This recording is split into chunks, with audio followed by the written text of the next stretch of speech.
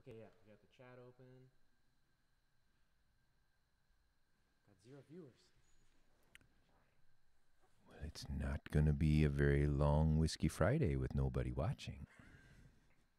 I think it also records it too. Hey, I mean, you can keep the music playing until people show up. May as well, right? And then that'll be like your little dashboard. You can check on people chatting and stuff. Cool. I could even do this from home.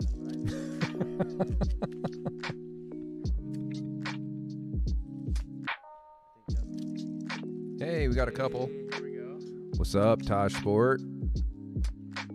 Figured to turn the music back on, let you guys listen to something other than me. So what's interesting is it says 0 viewers. Yeah, I think it takes a while. 5 viewers. All right. 5. Got it from here.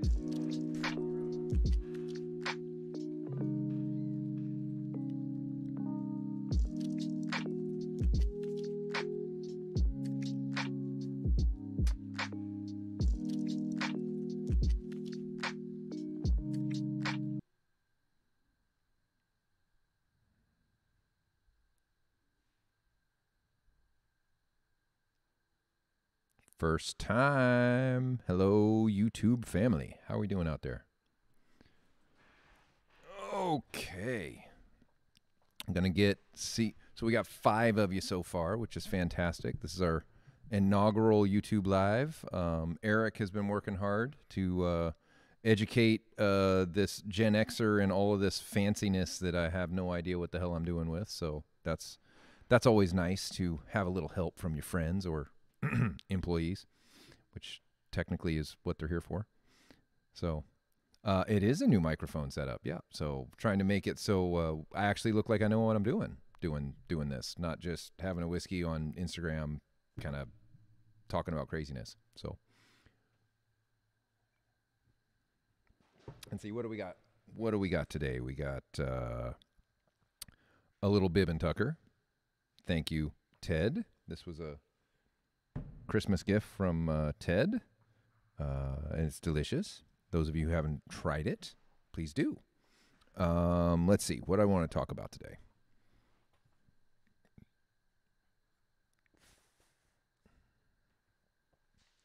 Don't have a whole lot of things to go over. There are a couple things for the 5 of you so far. One is that I wanted to chat a little bit about was when you are, say you are an installer of your own parts and you're curious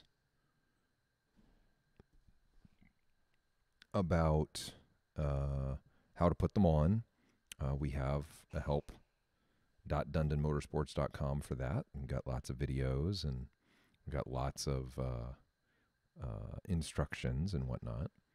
One of the things that we don't have on there is 20 years of experience for troubleshooting things, saying you get a rattle or you get a check engine light or you get a melted wire, these kinds of things. So as our little company is growing, we are trying our darndest to balance this interplay between customer service and trying to make sure that the customer's needs are more than met, expectations are great, parts are sent before they need them, these kinds of things.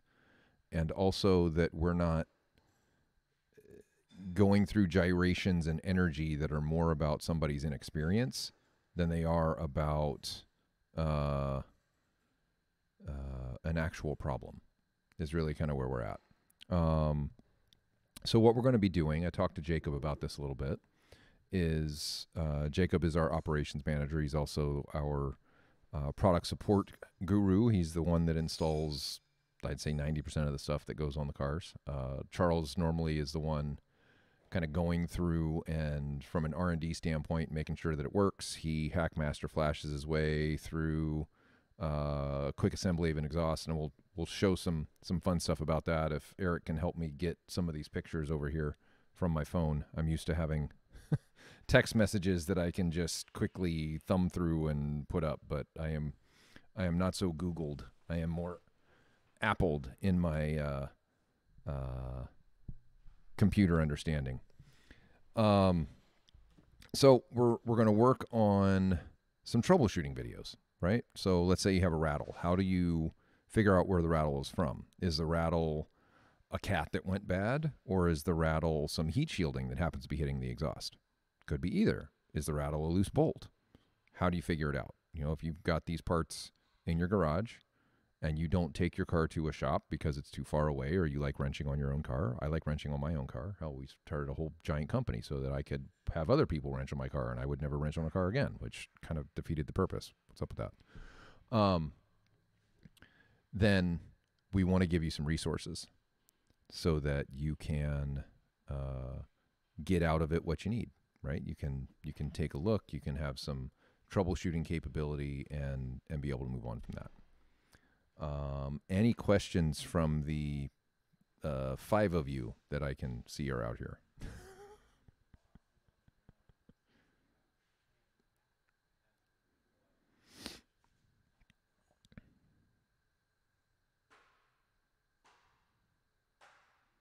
All right. So that would be no. Look, everybody's looking at me like I'm fancy because I got earphones on. It's like craziness. What else? Our warranty process is something that Ted and I talked about. That I'll come back to that. Cloned ECU for the 718 GT4. Our warranty process, we're going to formalize. We're really going to try and formalize it and get some things together. A spot for a warranty request. You know, the greatest analogy that we can come up with is you don't call Apple and tell them that your phone is broken and expect a new phone to be sent to you. You do have to somehow prove that it's broken, most of the time by taking it to them, or you have to send them a picture or some other proof of a malfunction, some problem. We are going to start to institute the same with our stuff. And most of the time people are pretty reasonable about it. You send a picture, it's relatively straightforward. If there's an issue, we resolve it. And I'm not bringing this up that we have, you know, hundreds and hundreds of warranty issues. We don't. We wouldn't have the reputation we do if people bought things from us and then instantly turned around and sent them back. So that's nice. I'm going to get to some of the mad science that Charles has been up to this week, and that sometimes finding horsepower is hard. But we'll get to that here in a minute. To your question, Cohen, the 718 GT4 cloned ECU, we do want to offer one. Yes. The ECU in the 718 GT4 is the same as the 992 Turbo. It's a Bosch MG1, and our friends at M Engineering, that's who my friends are. Forget about my friends sometimes. Need to have some more whiskey. They are madly working on this, and they just got their own 992 Turbo S so that they can get that all moving and put together and have a test bed. Once they have a test bed and they can see what to do and how to do it, then it's pretty straightforward for them to apply it across all of the genres that might be using that ECU. So it's going to take a little while. We know there is power to be found in the 718 GT4 with a tune, most certainly, because we actually have a more powerful set of headers that we've already made, but the car gets kind of pissy with them, so it doesn't want to adapt. The adaptation of the new 718 GT4 to mods is a little bit more restricted than we've seen with other GT cars, you know, 911 GT cars. but not out of line with what we've seen for other Caymans. Like, for example, if the 981 GT4 didn't also have a Cobb access port available to it, then tuning it would be a little bit limited. So stay tuned. Stay tuned. Let me see if I can get a couple of these. If anything, I'll just show them to you on my phone, which is a little bit goofball, but we'll see what we can do. You know what I can do is I'm going to text these few pictures that I want to share to Ted, who I know is here still, and he can email them to me, and then I can try and pull up my email here real quick and share these pictures. Unless Eric or Ted know of a different way that I can get these pictures up here quickly. Let's see. Let's save these. How's everybody's, what is this, the second week? Yeah, second official week of 2021 going.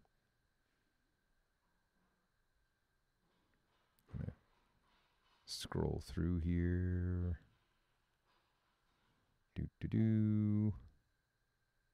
Oh, I should probably try and show you the Turbo S exclusive we have here in the shop. We were scanning it for an exhaust, and it's pretty special. It's pretty special. Lots of really nice touches on that car. All right, here's some of what I wanted to get at. There we go. Okay. Whole bunch of squiggly lines. Everybody loves looking at squiggly lines. Oh, Mike, I was going to ask you, would you be willing to do some draggies stock on the way up to see us once we finally got your header install appointment set? Just shoot me a text, let me know. Yeah, I feel you there, brother. Optimism for 2021. We've already had two supply chain disruptions, so that's fun. Let me see if I can find this. We had throttle body mix up, not so much a mix up, but where the throttle body. Perfect. I'll email him to. That's why. It's in my email. Really came prepared for this today. Can't you see? I'm like looking through my phone as we're doing all this, but you know, it's. There we go.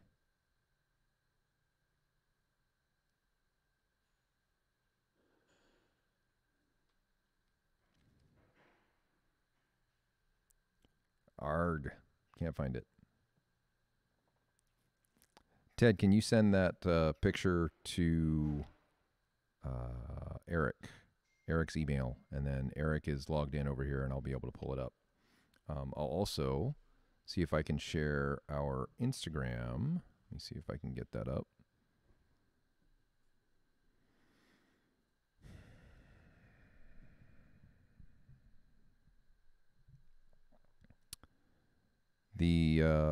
Got a question. Do you think the GT4 RS is going to happen? And if it does, what kind of performance do you expect from it?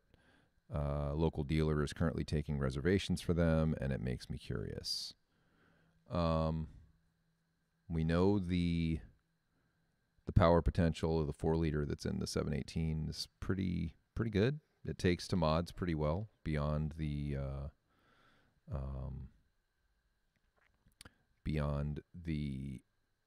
tuning that's needed. The improvements that they would probably make for the breathing side would be kind of what I would expect Porsche to really go after. And the intake side is probably where we're going to see some improvements. The conjecture is, will the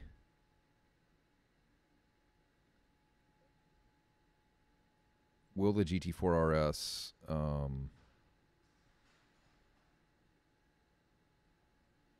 have an actual GT3 engine in it?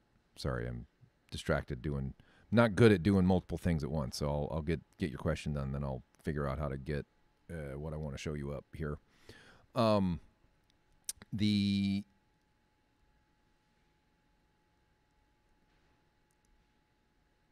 dry sump lubrication is the question, right? So if we see that they've gotten a real GT3 engine in it, which one of the things that we've heard is that that's the case, and you'll have to forgive me. I am still a dry sump purist when it comes to, if it has a dry sump in it, then it's more likely to be a quote true GT car. If it does not, then it is something that has been massaged into being closer to a GT car, but it isn't necessarily a cup car derived road car. So honestly, I don't know what they're going to do with the 4RS. I think they're likely to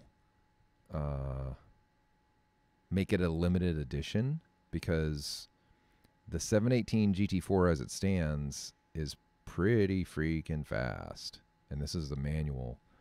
We've done some work to it. I mean, obviously it has some performance parts on it and aftermarket suspension and these kinds of things, but it's not so far removed from a stock car to be vastly different. And it's already, in the hands of a skilled driver, pretty surprisingly competent. So if you can get a reservation for a 4RS, I would get on it, because I don't expect that to be a build as many as they can kind of car. Let's take a look here. Eric, did you get any of those pictures that Ted may have sent to you? Maybe?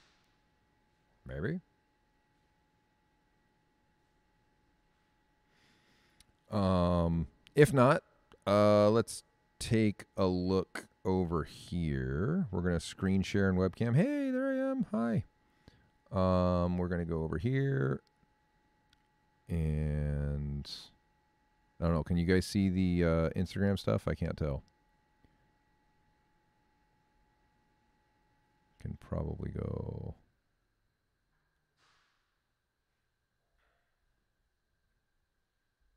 Hard to see both screens at one time, so we'll just go with it. See if you guys can see this. So this is the post that I wanted to share with you.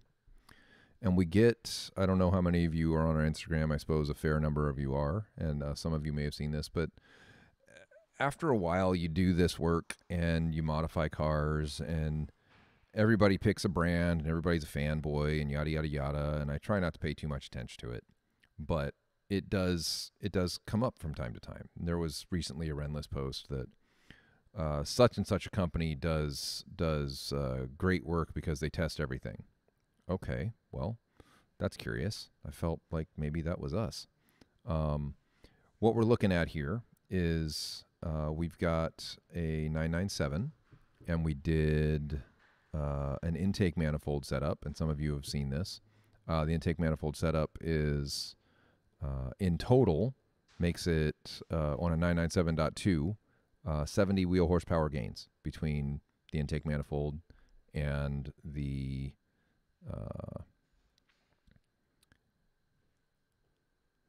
we can see it. He hasn't got anything yet. Cool.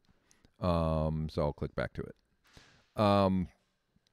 And of course, the way this worked is we did 997.1 development, 997.1 GT3 and RS, and we did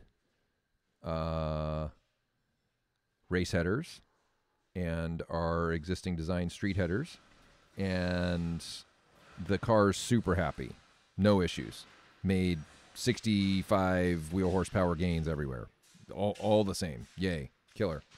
Already started selling that product. Already have people waiting for it. Away we go. Killer. The 997.2 race headers, perfect. Super happy. You know, we've got a couple different revisions we've been doing to make sure that we're happy with it. Put the street headers on it, and it just hated us. Just flat hated us. And one of the things that we figured out after getting the result is 997.2 GT3 has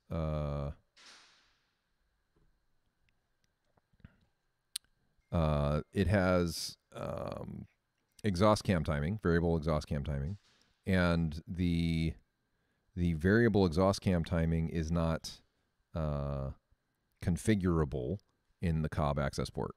So that's one thing that we could have used as a toggle to fix the overlap between the intake cam and the exhaust cam. I'm getting a little technical here, so just bear with me. So what it meant, boiling it down, is the headers had to change a little bit for the intake and header system to work well together. And so we got the first data points on Monday that this car was not happy. And by Thursday, Charles had already designed and tested a solution set for it. And I wonder if, I'm going to try something here. I wonder if I log into YouTube, if I can send this to myself. Give me 1 second. I want to share this dyno graph with you with all the variations of it on there. Oh, you know what I can do? I can send this to Eric directly. Eric, Rosu, and picture. This one. That one. Bam. Okay, so Eric's got it. I'm going to wait for it to somehow magically appear over here and him to tell me that it's available.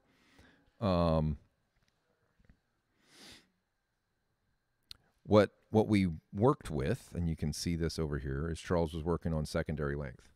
So these, with the pointer, are our race headers. And then we bolted a set of cats to the back of them, and we just let it flow out in the atmosphere on the dyno.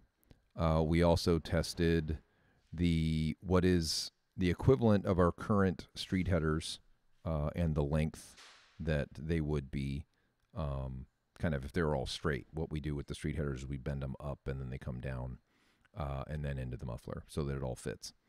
But essentially we're looking at the secondary length and how long it could be or how short it needed to be for us to get the result we're looking for.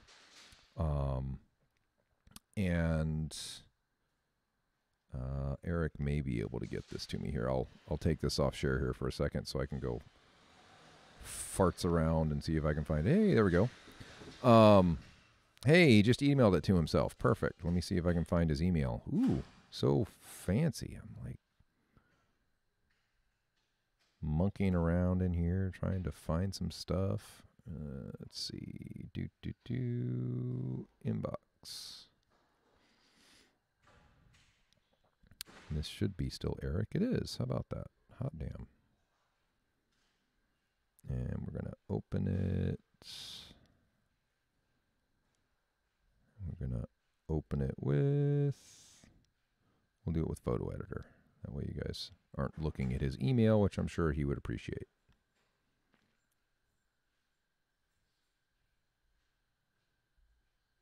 Or maybe I won't.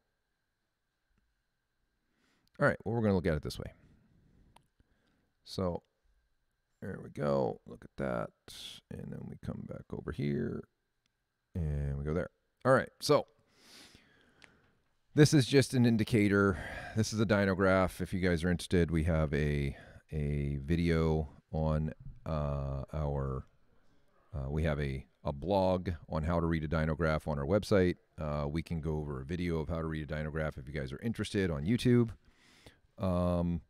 This side is torque by pound-feet. This is all at the wheel.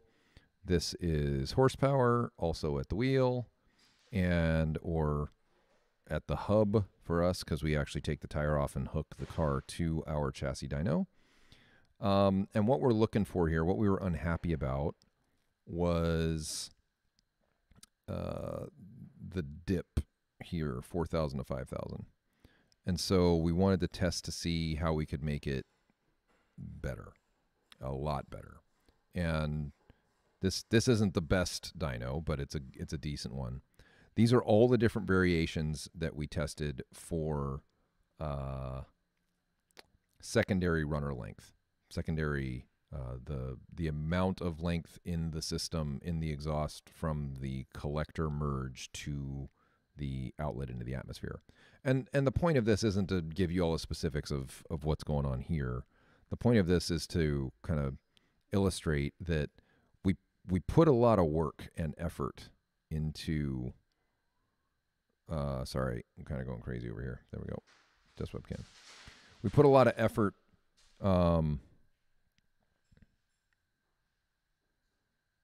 yeah, professional streamer Jamie Bopp. Thanks, Eric. It's because I'm not trained well. You gotta train your boss to be able to do this stuff kind of as well. I'm just a talker, right? I'm not. So we'll get it down, but this is the first one. We'll make it better. We're up to 8 people, so I haven't run anybody away yet, so that's good. The point of it is that we try. We're not happy with the status quo. We're going to keep making it better until it really is better. And we're pretty happy with where things are at with the 997.2. And now we're just down to making some prototype parts and getting them on the car and getting that finalized. So we've told everybody that'll be done end of the month-ish. We still got 2 weeks, so we're ahead of it. So, which is always a bit of a surprise, especially in the midst of the craziness that is COVID supply chains. I had 2 valve suppliers call this week, or not even return calls this week is probably the best way to say it. One of them we're a little concerned about because they're in the UK, and we heard from one of our suppliers in the UK that everything's working fine and they're at work, and then the other one has a email that comes back to us saying that they're not at work because of COVID. So we'll have to play that out and see if they do get back to us, which would be pleasant. Another one is for some of our throttle bodies. We still have enough for now, but we needed to keep some moving and keep some coming for our 991 GT3 intake kits. The existing throttle body manufacturer, who is an OEM, has a current back order in the United States of like 650 parts, something ridiculous. So we're hopeful that they pull their head out and come through, but we already have a backup plan that's probably going to work out better in the long run. And we might be able to find a couple extra ponies when we do get these other throttle bodies. But more to come with that as we get a little closer. Any questions from the newcomers? We're up to 11. Thank you, all 11 of you. This is fantastic for making the way over here to YouTube. We are trying to drive some subscribers to YouTube. So if you've not subscribed, I'll spit it out here in a second, then please do so. We'd love to have you. We're trying to put up as much content as we can. It's not all advertising, I promise. Some of it's educational, some of it's fun. We're trying to help you develop your, also not try and hit the mic, develop your love of cars and application of it so that you're both passionate and knowledgeable. Ted's going to be starting a driver's corner. Not sure if we're going to do that in a written form or in a video form or what yet, but for those of you that missed last week's Whiskey Friday, Ted and I got the chat, and he is our sales and marketing manager. But before that, he is a professional race car driver and coach and has done that for a long, long time.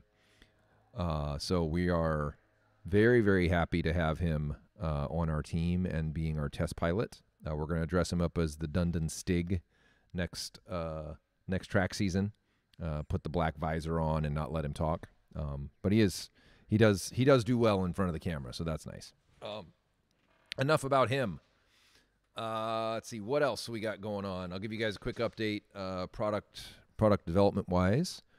Since everybody's hot on the 718 GT4, the computational fluid dynamics model is getting run right now with a couple iterations on the 718 GT4, so that we can see what kind of arrows she likes. We already know that the big wing from the 981 that we have is helpful, but she needs something for the front, and that's what's being developed right now. So dual dive planes, front splitter, all of it bolt-on, all of it reversible, like all of our other parts. I'm hoping that we put slow people in the 718 GT4 when I'm on the track in the Lab Rat, or once we're done with all the mods for it, probably going to be faster than a GT3 RS. But that just means we got to keep the GT3 RS going faster yet. So it's kind of fun when you make bullets for both sides of the war. Horrible analogy. Don't take me at that, but you know what I mean. Let's see. Anybody else got a question?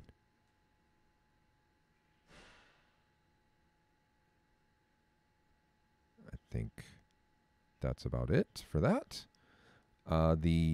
Did have a question from a customer that has his car down in Southern California, parked at a awesome, fun racetrack, and it was, when will our GT4 muffler be finished? Well, we, like most things, the curveball that the 997.2 GT3 threw us pushes things back a little bit, because we are tiny. We are not, multiple engineers deep to be able to reassign development projects willy-nilly as something takes a little longer than expected. So Charles has been working on the muffler as he can. We're trying to get a couple other things finished up before we dive super deep into that. Then we will get the muffler finished for the 718 GT4, and it will sound like a proper GT car. It'll lose a little tiny bit of the rasp that it has now, and probably gain a few ponies, not a whole lot, but a couple, which is ideal. The crack pretzel is, we're doing a couple refinements to it so it doesn't cost quite as much to make. We've gone through a couple iterations already in CAD, quoting parts, quoting different ways that we can build it. I think we're in the home stretch in that. We should be able to release those parts to get some of that stuff moving early next week, would be my guess. Excited to hear what the car sounds like when that comes. Getting a couple questions, and I'll get to those here shortly. What else we got brewing here? The ultralight Inconel muffler we should have for both a 997 project and for the Lab Rat to play with and test by the end of the month. So that's only a couple weeks away, which is exciting. 997 parts are released. We can't help ourselves. We're constantly tweaking until we're forced to stop, which is typically why I say we're going to sell one, and then we have to stop. It has to be done. Otherwise, we keep tweaking forever. What else? MRP is about finished. MRP is manufacturing resource planning. And we've been working over a year on that process internally so that we can have a better handle on inventory and stocking and forecasting and these kinds of things, because we're starting to grow with a number of products and these kinds of things. What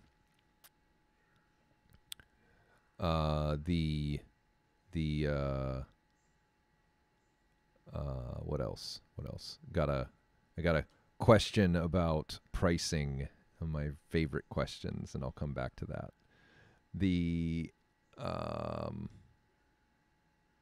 I'm trying to think of any other new product release goodies kind of close to popping out of the pipe. That's probably enough for now. Let me go back to some of the questions here. Cohen Moncada, I wonder if a PDK 718 GT4 from Dundon could be faster than a 3RS or a GT3. Yes, I believe that it could be. Often you find it's a combination of car and driver. And, same driver, different cars. We've already seen that the 718 GT4, our 718 GT4 can be darn close. And the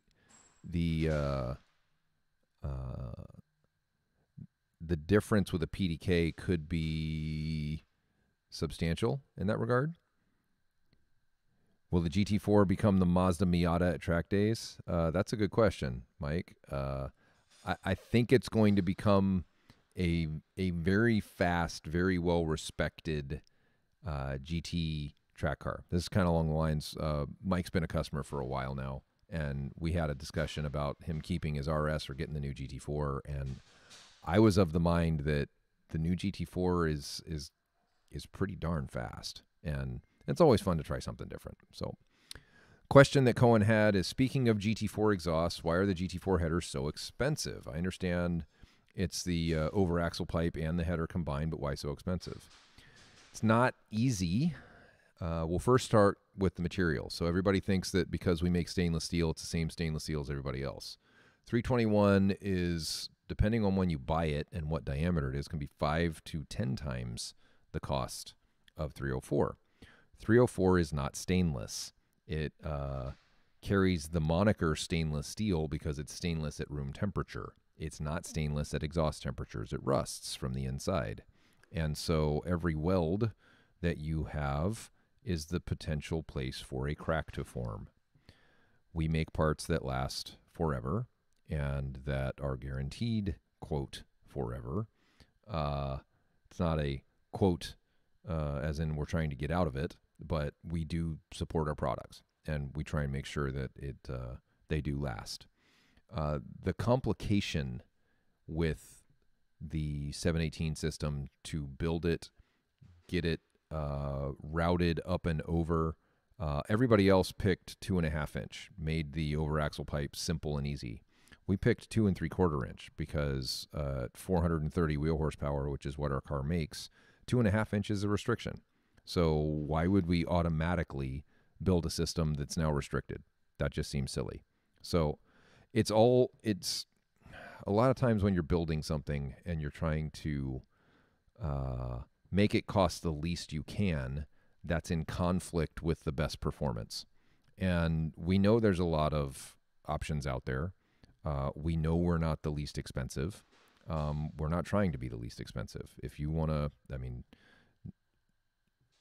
if you don't, let me see how we say this. Everyone votes with their money. And if we don't sell any 718 GT4 exhausts, then we'll know that we missed the mark.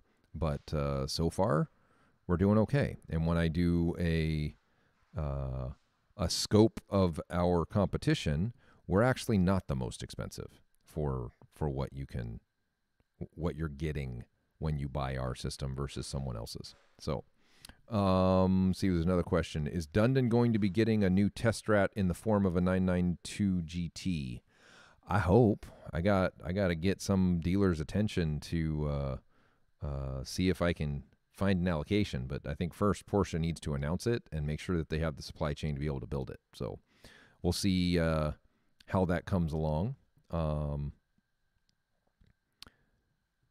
Let's see. Anybody else got questions? Those are a couple good ones there right at the end. It is an intricate process, and the question is, wow, no wonder you guys make 10 to 20 wheel horsepower over the other guys. I didn't know it was such an intricate process. It's naturally aspirated tuning is death by 1,000 paper cuts, meaning that if you take a shortcut, you will pay for it. Maybe not with just that shortcut, but that shortcut and the next shortcut and the next shortcut and the other compromise and the next compromise, and then all of a sudden you're down 5 wheel horsepower. For a turbo car, nobody would care. It would not make any difference. For a naturally aspirated car, it makes all the difference. So The question is, if Dundon gets a 992 GT3, will the Lab Rat, the 991.2 GT3S, have to go? Short answer is probably yes. I probably would, because all of those cars aren't Dundon's, they're mine.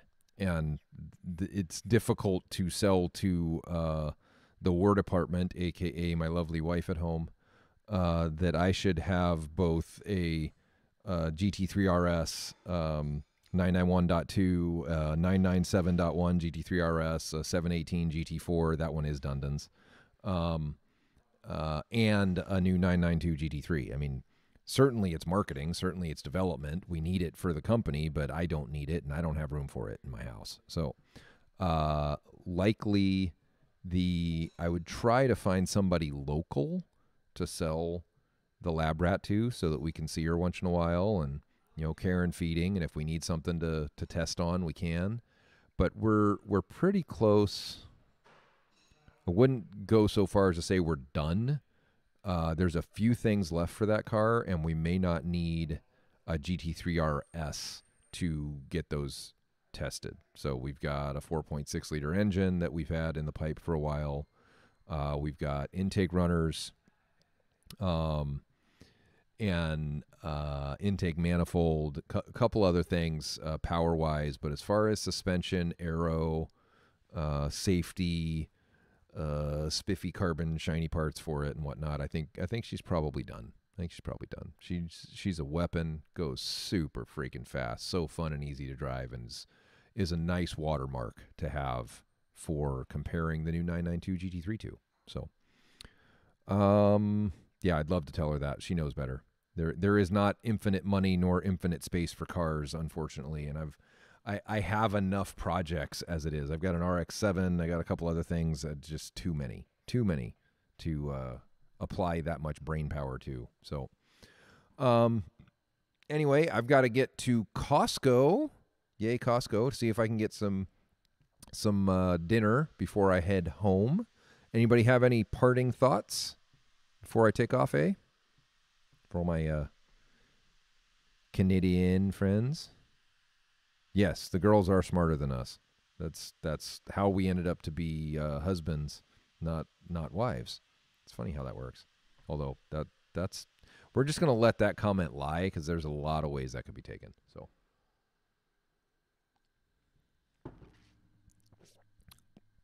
So what did you guys think of the new format here on YouTube? Better? It's much more intimate. There's only 12 of us, not 200 of us. But I'm sure the quality is a bit better.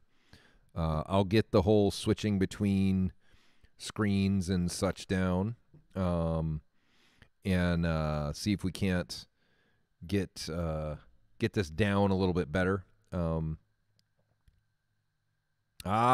New York steaks are good. I've got grass-fed New Yorks at home, but definitely. All right. Thank you, everyone, for hanging out with us on a Friday evening. We'll try and do this again soon and see if we can't get some more of you. Don't forget to hit that subscribe button. See if we can. We got to 700. Our next goal is 1,000. I think Eric is going to get a lollipop or something if he gets to 1,000. Haven't decided. He's not listening. All right, y'all. Have a wonderful evening, and we'll chat again next week.